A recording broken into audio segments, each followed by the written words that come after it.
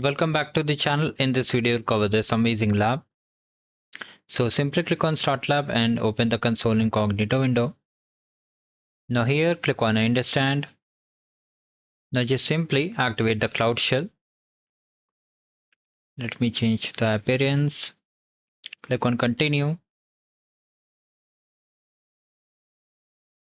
And simply authorize yourself. Now in the description box of this video, I've shared this repository, GitHub Dash. Just select it, paste over here, hit enter. Now it's asking for second GCP zone. So I'll find the zone, come back over here, Control F, and just search for the zone. This is our first zone.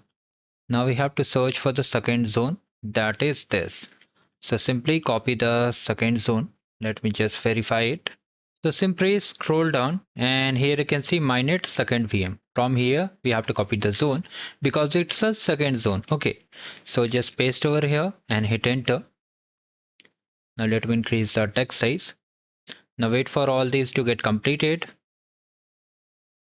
So here you can see all these things are created. Okay, so just check the score in the lab.